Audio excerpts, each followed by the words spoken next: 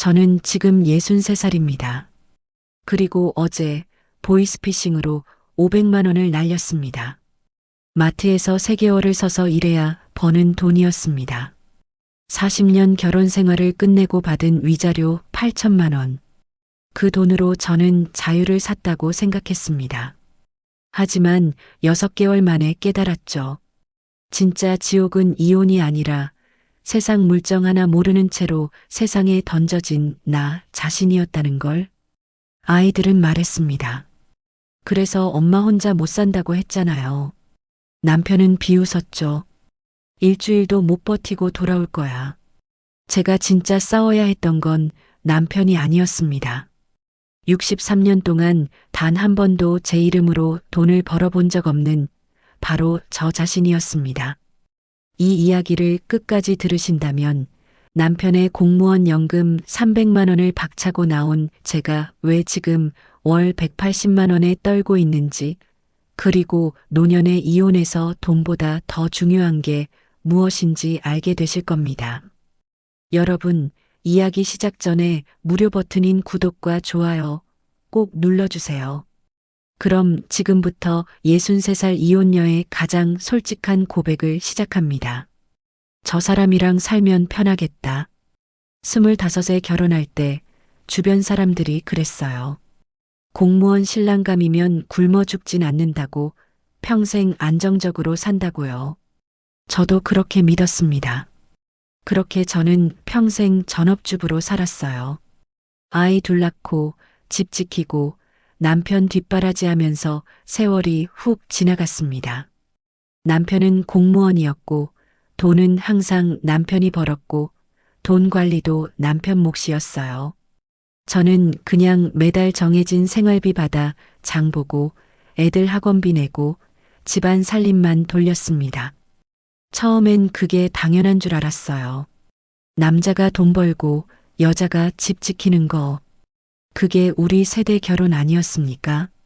그런데 언제부터였을까요? 생활비가 부족해서 여보, 이번 달은 좀 빠듯해서, 이런 말을 조심스럽게 꺼내면 남편 얼굴이 확 굳어지는 게 느껴졌어요. 또 돈 타령이야? 집에서 뭐 하길래 돈이 그렇게 많이 드냐? 처음엔 그냥 기분 나쁜 말이었는데 그게 점점 일상이 됐습니다. 아이들 학원비 올랐다고 말하면 너는 돈이 나무에서 열리는 줄 아냐? 집수리가 필요하다고 하면 집에 하루 종일 있으면서 뭘 그렇게 망가뜨려? 급기야 이런 말까지 나왔어요. 돈은 내가 버는데 집에서 뭐 하면서 말이 많아? 그 말을 처음 들었을 때 저는 할 말을 잃었습니다. 아침 6시에 일어나 밥하고 빨래하고 청소하고 애들 챙겨 학교 보내고 저녁 차려놓고 기다리는 게 아무것도 안 하는 것이었나요? 하지만 저는 말대꾸하지 못했어요. 왜냐하면 통장에 제 이름으로 된 돈이 하나도 없었거든요. 저는 점점 말이 없어졌습니다. 생활비가 부족해도 입 다물었고 필요한 게 있어도 참았어요. 친구들 만나는 것도 줄었습니다. 외식 한번 하려면 또 눈치를 봐야 하니까요. 어느 날 친구가 물었어요. 너 왜 이렇게 조용해졌어? 옛날엔 안 그랬잖아. 그때 깨달았습니다. 저는 어느새 돈 이야기만 나오면 움츠러드는 사람, 세상 물정도 모르는 사람이 되어 있었다는 거요.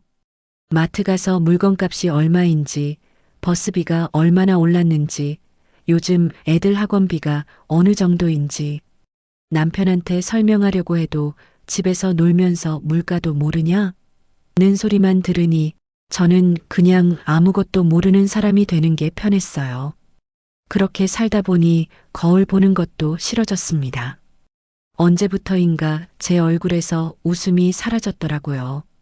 친구들은 너 우울증 아니냐고 물었지만 저는 그냥 집에서 편하게 사는데 무슨 우울증이야라고 했어요. 실제로는 편한 게 아니었는데 말이죠. 하루하루가 조심스러운 삶이었습니다. 남편 기분 살피고 돈 쓰는 거 하나하나 보고하고 영수증 모아두고 어느 날 문득 생각했어요. 나는 지금 살고 있는 걸까? 아니면 그냥 견디고 있는 걸까? 그런데 그 질문에 답을 찾기도 전에 결정적인 날이 왔습니다.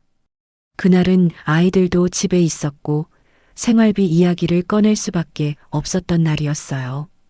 그리고 그날 남편은 아이들 앞에서 제가 평생 들어본 말 중 가장 아픈 말을 했습니다. 그날은 추석 다음 날이었어요. 큰애 내외가 아직 집에 있었고 작은애도 손주 데리고 들렀다가 거실에 앉아 있었습니다. 남편은 명절 끝나고 피곤하다며 소파에 누워 TV만 보고 있었어요. 저는 설거지를 하다가 조심스럽게 말을 꺼냈습니다. 여보, 명절에 쓴 돈 때문에 이번 달 생활비가 좀 빠듯한데 친정 조카 결혼식도 있고 병원비도 나갔고. 그 순간 남편이 벌떡 일어나며 소리쳤어요. 또 돈 타령이야? 집에서 놀기만 하면서 돈 타령은 왜 하냐? 저는 화들짝 놀라 주방에서 나왔어요. 거실에 애들이 다 있다는 걸. 남편도 알면서 그랬거든요. 애들 있잖아, 조용히 좀. 하지만 남편은 멈추지 않았습니다. 애들한테도 똑똑히 보여줘야지. 하루 종일 집에서 뭐 하는지. 내가 40년 가까이 벌어온 돈으로 얼마나 편하게 살았는데. 아이들이 저를 바라봤습니다. 큰 며느리는 눈을 내리깔았고 큰아들은 난처한 표정으로 서 있었어요. 작은애는 손주를 안고 어색하게 웃으며 말했습니다. 아빠, 그만하세요. 하지만 남편은 계속했어요. 뭘 그만해? 사실을 말하는 건데? 엄마가 벌어온 돈이 한 푼이라도 있어? 집안일? 그게 일이야? 요즘 세상에 집안일이 돈이 되냐? 저는 그 자리에 굳어서 아무 말도 할 수 없었습니다. 변명하고 싶었어요. 나는 40년 동안 새벽같이 일어나 밥하고 빨래하고 너희들 키우고. 하지만 입이 떨어지지 않았어요. 왜냐하면 그 순간 정말로 깨달았거든요. 통장에 제 이름 석자 없는 사람의 말은 아무 설득력이 없다는 걸요. 남편이 계속 말을 이어갔습니다. 너희들도 알지? 할머니가 얼마나 편하게 사는지. 밖에서 일해본 적도 없고 돈 벌어본 적도 없잖아. 그런데 돈 달라고 하면 내가 뭐가 되는 거야? 큰아들이 조심스럽게 끼어들었어요. 아버지, 그렇게까지 말씀하실 거 없잖아요. 어머니도, 너도 결혼해서 살아보니 알잖아. 집에서 애 키우는 게 얼마나 편한지. 며느리 얼굴이 붉어지는 게 보였어요. 며느리도 육아휴직 중이거든요. 딸 윤정이 일어서며 말했습니다. 아빠, 우리 먼저 갈게요. 애가 피곤해하네요.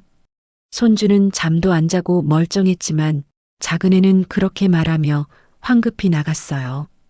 큰아들 내외도 곧 나갔고 집안은 다시 저와 남편 둘만 남았습니다.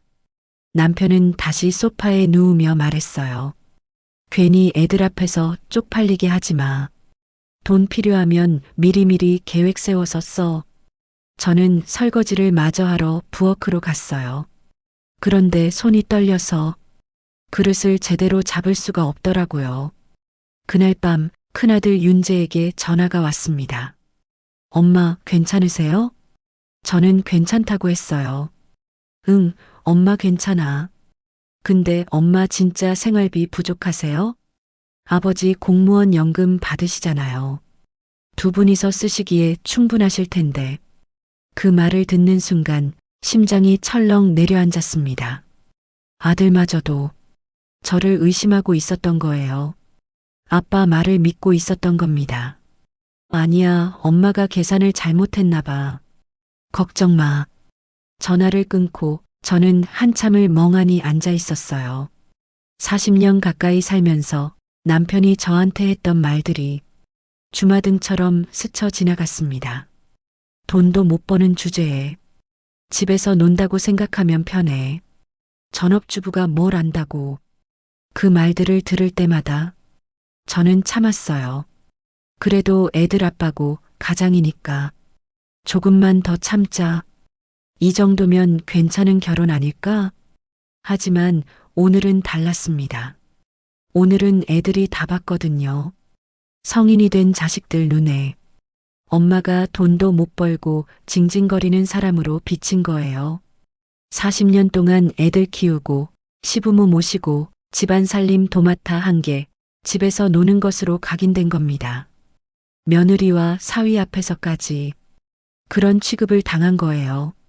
손주들이 커서 이 이야기를 들으면 뭐라고 생각할까요? 할머니는 돈도 못 벌면서 할아버지한테 손 벌린 사람. 그렇게 기억될 거예요. 그날 밤 저는 이불을 뒤집어 쓰고 누웠습니다. 그리고 깨달았어요.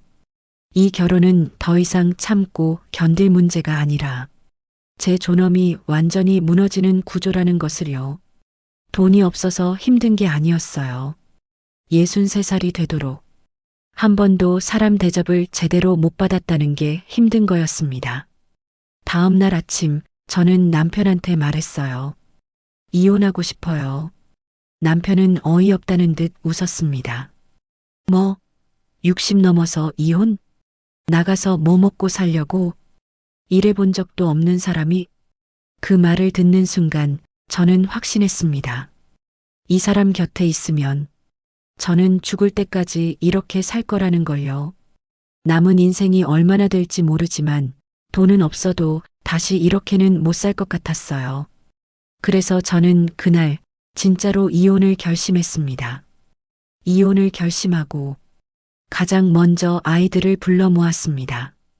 큰아들, 작은딸, 둘 다 결혼해서 각자 가정이 있는 애들이에요. 거실에 마주 앉아 제가 조용히 말했어요.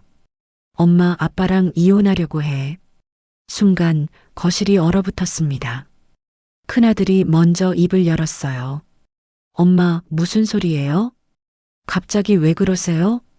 갑자기가 아니야. 40년을 참아왔는데 이제 더는 못 참겠어. 작은 딸이 황당하다는 표정으로 물었습니다. 엄마, 아빠가 바람 핀 것도 아니잖아요.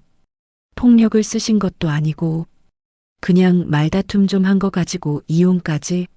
말다툼이 아니야. 엄마는 40년 동안 한 번도 사람 대접을 받아본 적이 없어. 큰아들이 한숨을 쉬었어요. 엄마, 지난번 일 때문에 그러시는 거 아는데요. 아버지도 명절 끝나고 피곤하셨던 거예요. 좀 지나면 괜찮아지실 거예요.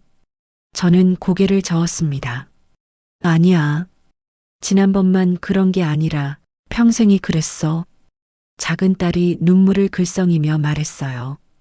엄마, 지금 63세잖아요. 이 나이에 이혼하시면 어떻게 사세요? 엄마 일 해보신 적도 없잖아요. 그래도 나가서 살 거야. 이대로는 못 살겠어. 큰아들이 단호하게 말했습니다. 안 됩니다. 아버지는 공무원 연금 나오시잖아요. 그 나이에 이혼은 무모해요. 나중에 후회하셔도 늦어요. 작은 딸도 거들었어요. 엄마, 우리가 얼마나 걱정되는지 아세요? 이혼하시면 혼자 사셔야 하는데 요즘 세상이 얼마나 무서운데요. 얘들아, 엄마 말 좀. 엄마, 저희 생각은 안 하세요? 부모님 이혼하면 우리도 창피한 거 알아요? 그 말에 저는 할 말을 잃었어요. 40년을 참고 살았는데 정작 아이들은 제 마음이 아니라 체면을 걱정하고 있었습니다. 아이들과 이야기는 평행선이었어요. 결국 큰아들이 말했습니다. 엄마, 일단 한 달만 더 생각해 보세요. 너무 성급하게 결정하지 마시고요. 하지만 저는 이미 결정했어요. 아이들이 돌아간 후 저는 오랜만에 친구들을 만났습니다. 친구들도 정확히 둘로 나뉘었어요. 먼저 경숙이가 말했어요. 경숙이는 저랑 50년 넘게 알고 지낸 친구예요. 야, 너 미쳤어? 63살에 이혼이 어디 있어? 참고 살아야지. 공무원 연금 나오는 남편 놔두고 나가서 뭐하게? 언니, 나는 더 이상 못 참겠어. 에이, 우리 나이에 무슨 존엄이야. 그냥 밥이나 잘 먹고 따뜻하게 자면 되는 거지. 넌 그래도 공무원 사모잖아. 얼마나 좋아. 경숙이 말해. 다른 친구 명자도 거들었어요. 맞아. 우리 또래 중에 남편 연금 나오는 집이 얼마나 되는데. 좀 참고 살아. 이혼하면 넌 진짜 끝이야. 저는 그 말들을 듣고 있자니 숨이 막혔어요. 그때 조용히 듣고 있던 은희가 입을 열었습니다. 은희는 5년 전에 이혼한 친구예요. 남편한테 평생 맞고 살다가 예순에 이혼했어요. 언니들 그만해요. 은희야, 넌 좀 가만히 있어. 내가 이혼했다고 이혼을 부추기면 어떡해. 은희가 저를 똑바로 보며 말했어요. 언니, 나도 처음엔 무서웠어. 돈도 없고 갈 데도 없고 애들도 말렸고. 근데 나와서 살아보니까 알겠더라고. 힘들어도 숨은 쉬어져. 돈은 없어도 사람 취급은 받아. 그 말이 제 가슴에 꽂혔습니다. 은희가 계속 말했어요. 나 지금 마트에서 파트타임 알바하면서 살아. 돈 많이 못 벌어. 월세방에서 혼자 살고. 근데 언니, 나 지금 행복해. 아침에 일어나서 눈치 안 보고 커피 마실 수 있고, 친구들 만나고 싶으면 만날 수 있고, 내 돈 내가 쓸 수 있잖아. 그게 얼마나 좋은지 몰라. 경숙이가 코웃음 쳤어요. 그게 뭐가 좋다고. 월세방에서 혼자 늙어가는 게. 언니, 나는 월세방에서라도 내 인생을 사는 게 좋아.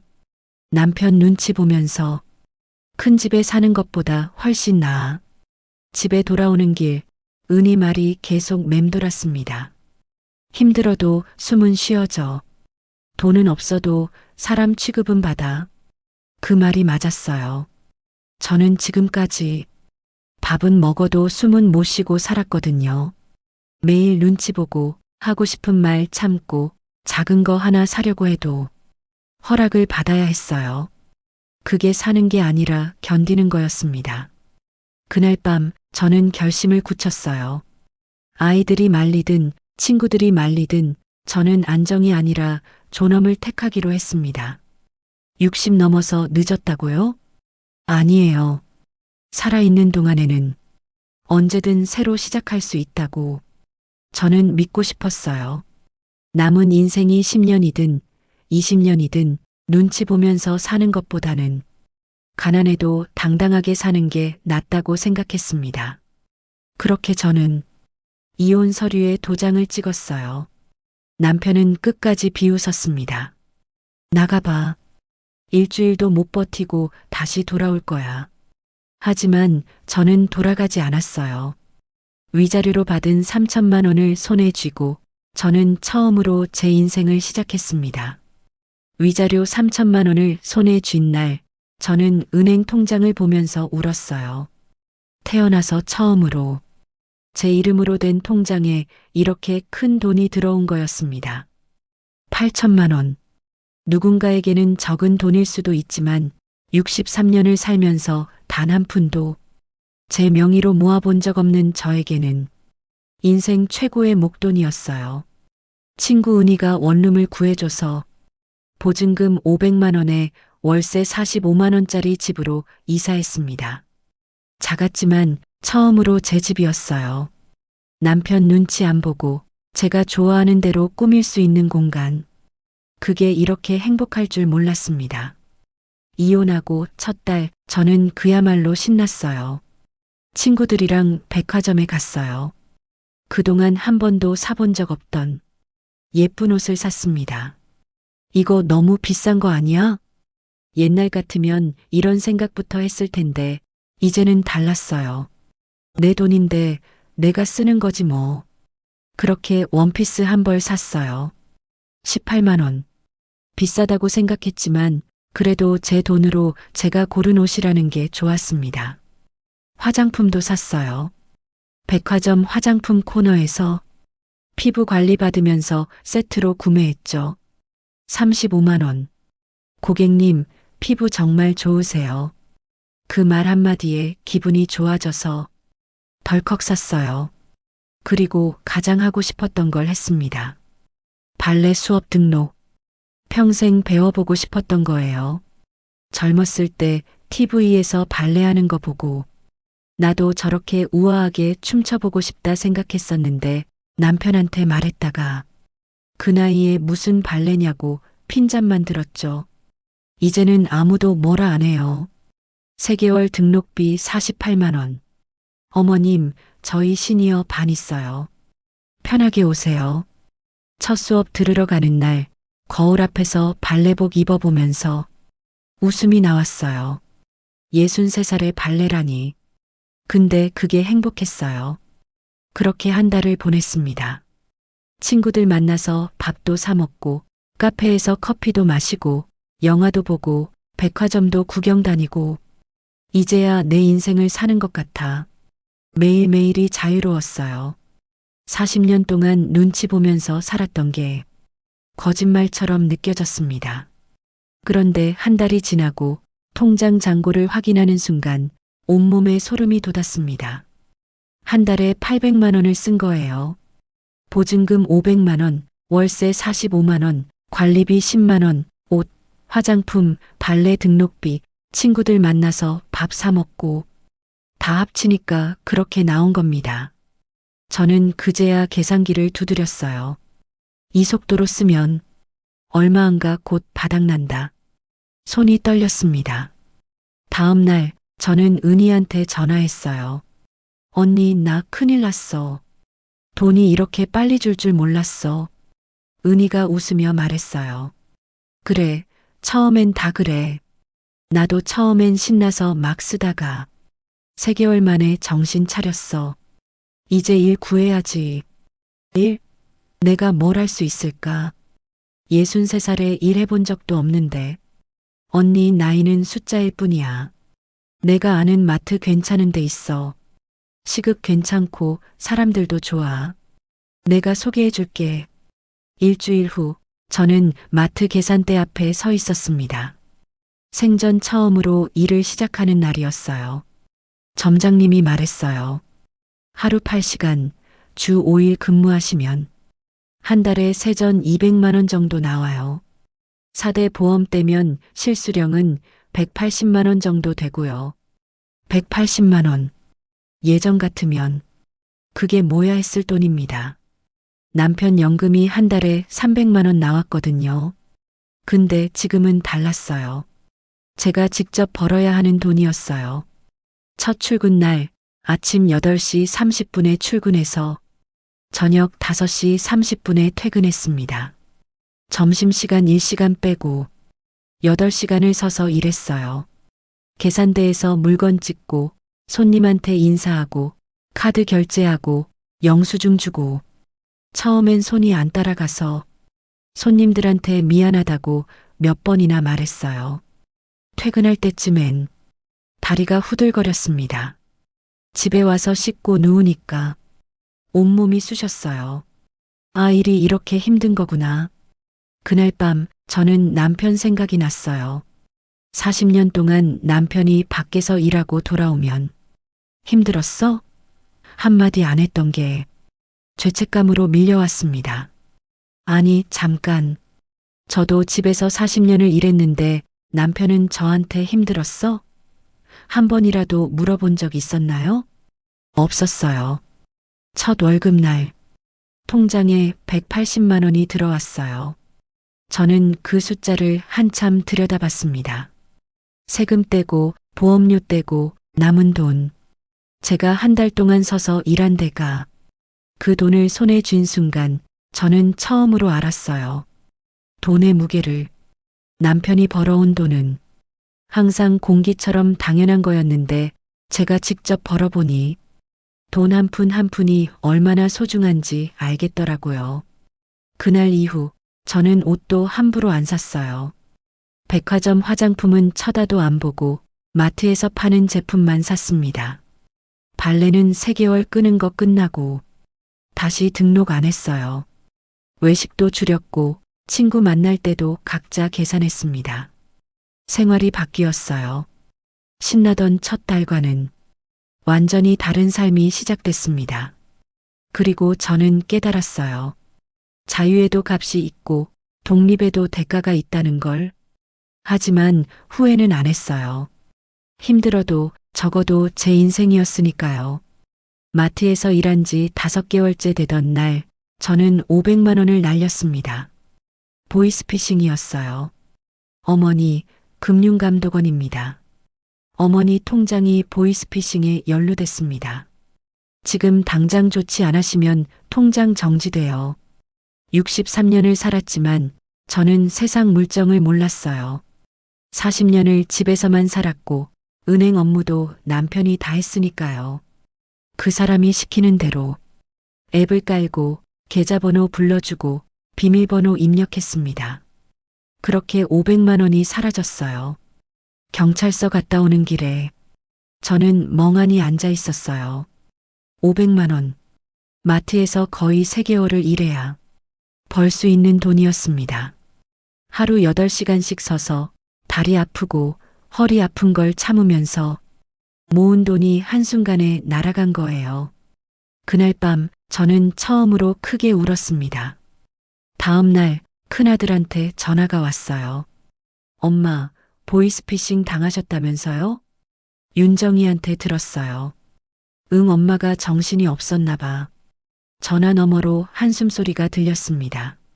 엄마, 그래서 저희가 이혼 말렸잖아요. 세상이 얼마나 무서운지, 혼자 사는 게 얼마나 힘든지. 아버지랑 계셨으면 이런 일 당하지도 않으셨을 거예요. 아버지가 다 알아서 하셨잖아요. 그 말에 가슴이 철렁 내려앉았어요. 그래도 엄마 고집대로 하시더니 이제 후회되시죠? 저희는 엄마 걱정돼서 매일 밤 잠도 못 자요. 언제 또 무슨 일 당하실까봐. 전화를 끊고 저는 한참을 멍하니 앉아 있었습니다. 이혼을 후회했냐고요? 네, 후회했어요. 마트에서 하루 종일 서 있을 때 그냥 참고 살 걸 그랬나 생각했습니다. 월세 45만 원 낼 때마다 연금 300만 원 나오는 집에 있었으면 생각했어요. 보이스피싱 당한 그날 밤엔 남편한테 돌아가고 싶다 진심으로 생각했습니다. 친구 경숙이 말했어요. 맞지? 내가 뭘 했어.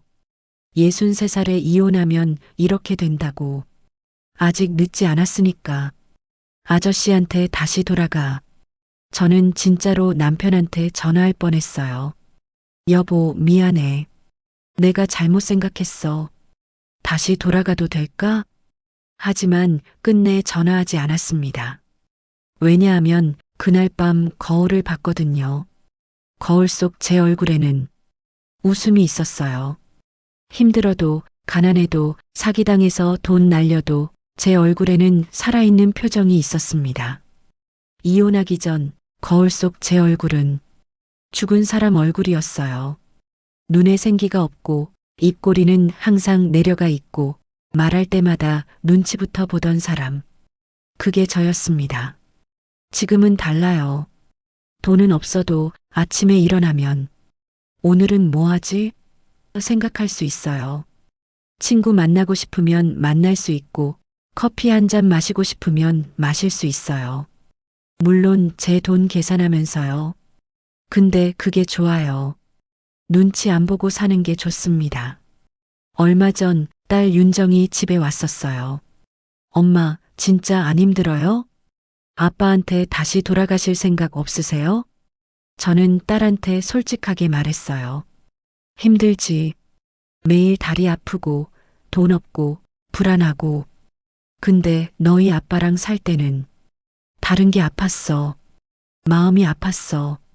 매일 무시당하고 사람 취급 못 받는 게 몸 아픈 것보다 더 힘들었어. 딸이 눈물을 글썽였어요. 엄마 몰랐어요. 아빠가 그렇게까지 심했는지. 이제 알았으면 됐어. 엄마는 지금이 더 좋아. 그렇습니다. 이혼도 정답이 아니고 참는 삶도 정답이 아닙니다. 어떤 선택이든 장단점과 대가는 반드시 따라옵니다. 이혼하면 돈 없어서 힘들고 세상 물정 몰라서 당하고 외로울 때도 있어요. 하지만 참고 살면 존엄이 무너지고 나 자신을 잃어버리고 죽은 듯이 살게 됩니다. 저는 선택했어요. 돈은 부족해질 수 있어도 다시 사람 취급받지 못하는 삶으로는 돌아갈 수 없었습니다. 지금 저는 월세 원룸에서 혼자 살고 마트에서 하루 8시간 일하고 통장 잔고 보면서 한숨 쉽니다. 근데 행복해요. 저녁에 퇴근해서 집 오면 아무도 뭐라 안 해요. TV 보고 싶으면 보고, 책 읽고 싶으면 읽고, 일찍 자고 싶으면 자요. 제 마음대로 할 수 있습니다. 40년 만에 처음으로 제 인생을 사는 거예요. 그래서 저는 지금도 이렇게 말합니다. 정답은 없습니다. 각자가 감당할 수 있는 삶이 있을 뿐입니다.